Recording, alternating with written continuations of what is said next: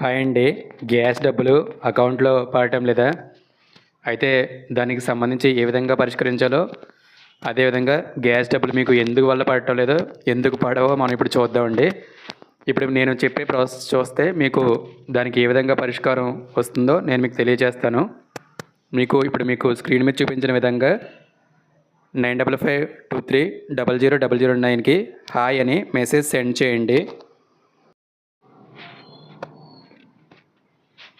ఇప్పుడు మీకు చెప్పిన ప్రాసెస్ అంతా వాట్సాప్లో చూపిస్తాను, ఒకసారి చూడండి.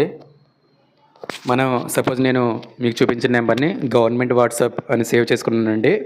ఆ వాట్సాప్ ఓపెన్ చేశాను. ఓపెన్ చేసి ఇందులో మీరు హాయ్ అని టైప్ చేసి ఆ నెంబర్కి ఈ విధంగా మెసేజ్ సెండ్ చేయండి. మెసేజ్ సెండ్ చేసిన తర్వాత మీకు గవర్నమెంట్ నుంచి ఇప్పుడు మీకు చూపించే విధంగా రిప్లై వస్తుందండి. చూడండి, ఇలా రిప్లై వచ్చింది కదా. రిప్లై వచ్చిన తర్వాత మీరు క్రిందన సేవను ఎంచుకోండి అని మీకు ఒక గ్రీన్ కలర్లో చూపిస్తుంది చూడండి.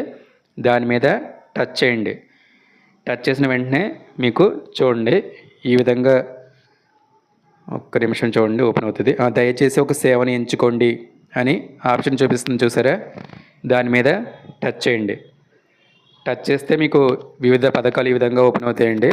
వ్యవసాయ పథకాలు, అన్నా క్యాంటీన్, అన్నదాత సుఖీభవ, ఏపీఈడిబి సేవలు, ఏపీఎస్ఆర్టీసీ, ఏపీఎస్ఎస్డిసి, ఈ విధంగా వివిధ సేవలు వచ్చిన తర్వాత కొంచెం పైకి ఇలా జరపండి. చూడండి, ఇంకా పైకి స్క్రోల్ చేయండి. ఇలా పైకి జరిపిన తర్వాత మీకు ఇంకొంచెం పైకి జరపండి. చూడండి, ఇక్కడ మీకు స్త్రీనిధి రుణ సేవలు అని వచ్చి దాని కిందన సివిల్ సప్లై సేవలు అని వచ్చింది చూసారా.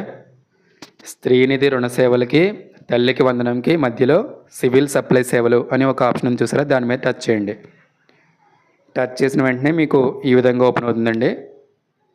చూడండి, సేవను ఎంచుకోండి అని వచ్చి దాని కిందన దీపం స్థితి, రైస్ డ్రా స్థితి, రైస్ ఈకేవైసీ స్థితి, రైస్ కార్డులో సభ్యులను జోడించడం, ఇలా వివిధ ఆప్షన్లు ఓపెన్ అయినాయి కదండి. దాంట్లో ఫస్ట్ది దీపం స్థితి పక్కన సున్నాలా ఉంచండి, దాని మీద టచ్ చేయండి. టచ్ చేసి ఇలా కొద్దిగా పైకి జరపండి. పైకి జరిపితే ఇక్కడ మీకు రైస్ కార్డు లేదా ఎల్పిజి నెంబర్ అని ఉండి దాని కిందన ఒకటి మనం నెంబర్ ఎంటర్ చేయడానికి ఒకటి బాక్స్ ఓపెన్ చూసారా, నేను టచ్ చేస్తున్నాను చూడండి. ఆ బాక్స్లో చూడండి, ఇక్కడ మీకు రైస్ కార్డ్ నెంబర్ తెలిస్తే రైస్ కార్డ్ నెంబర్ ఎంటర్ చేయండి. రైస్ కార్డ్ నెంబరు లేకపోయినా, లేకపోతే రైస్ కార్డ్ లేకపోయినా ఎల్పిజి నెంబర్ అంటే మీ గ్యాస్ బుక్ మీద ఉంటుందండి, ఆ నెంబర్ అయినా ఎంటర్ చేయొచ్చు. సపోజ్ ఎగ్జాంపుల్గా నేను ఒక రైస్ కార్డ్ నెంబర్ ఎంటర్ చేస్తున్నాను చూడండి. బాక్స్లో చూడండి, నెంబరు ఎప్పుడైతే మనం ఎంటర్ చేసామో కిందన వెంటనే నిర్ధారించండి అని ఒకటి మనకి గ్రీన్ కలర్లో ఓపెన్ అని చూసారా, దాని మీద టచ్ చేయండి. టచ్ చేసిన వెంటనే మీకు ఇలా మళ్ళీ సేవను ఎంచుకోండి అని చెప్పి దాని కింద వెంటనే చూడండి ఈ విధంగా వస్తుంది. వచ్చిన తర్వాత ఇక్కడ మీకు మొదట 2024 నవంబర్ 27న మనకి గ్యాస్ వచ్చిన తేదీ చూపించి దాని కిందన సబ్సిడీ ప్రారంభమైన తేదీ ఇది 2024లో ప్రారంభమైందని వచ్చింది కదండి.